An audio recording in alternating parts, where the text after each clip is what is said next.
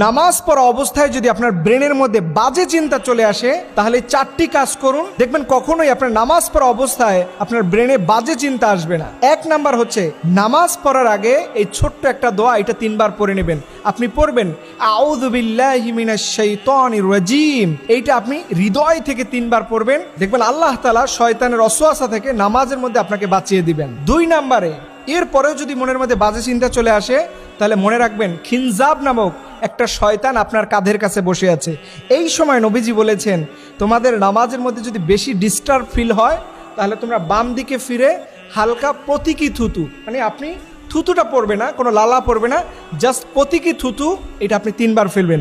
দেখবেন সাথে সাথে এই খিনজাব নামক যে শয়তান থাকে, এটা আপনার থেকে পালিয়ে যাবে।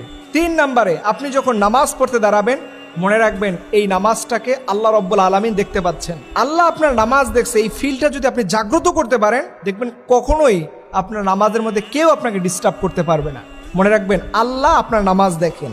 সর্বশেষ এবং 4 নাম্বার, এই দোয়াটা নিয়মিত পড়বেন যাদের নামাজের মধ্যে বাজে চিন্তা চলে আসে। রাসূল সাল্লাল্লাহু আলাইহি ওয়াসাল্লাম বলেছেন, এই দোয়াটা পড়লে আল্লাহ তাআলা তার অন্তরকে দ্বীনের উপরে টিকিয়ে রাখেন। দেখেন আমাদের অন্তর বিক্ষিপ্ত হয়ে যায়, এদিকে সেদিকে মুহূর্তের মধ্যে দৌড়াদৌড়ি ছুটাছুটি করে, বিশেষ করে নামাজের মধ্যে। এর কারণ হচ্ছে আল্লাহর থেকে আমাদের অন্তরকে আমরা প্রোটেক্ট দিচ্ছি না। আল্লাহ নবী বলেছেন, ইয়া মুকাল্লিবাল কুলুব সাব্বিত কলবি আলা দীনিক, হে অন্তর পরিবর্তনকারী আমাদের আল্লাহ, আপনি আমার অন্তরকে দ্বীনের উপরে টিকিয়ে রাখুন। এই দোয়াটা পড়লে দেখবেন আপনার নামাজের মধ্যে কখনো বাজে চিন্তা আসবে না। ফরজ নামাজের সালাম ফিরানোর পরে সাথে সাথে এটা পড়বেন, দেখবেন পরবর্তী নামাজ পড়া আপনার জন্য সহজ হয়ে যাবে। আর একটা গুরুত্বপূর্ণ বিষয় হলো, নামাজের মধ্যে যদি মনে করেন যে আপনাকে কেউ ডিস্টার্ব করতেছে, মনোযোগ চলে যাচ্ছে, তখন মনে রাখবেন আপনার নামাজটা আল্লাহর কাছে কবুল হবে।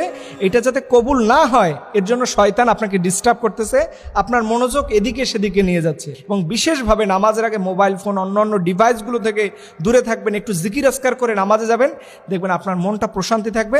আল্লাহ রাব্বুল আলামিন আমাদের সবাইকে এমন নামাজ পড়ার তৌফিক দান করুক, যেই নামাজের মধ্যে যেন আমাদের কোনো বাজে চিন্তা না আসে।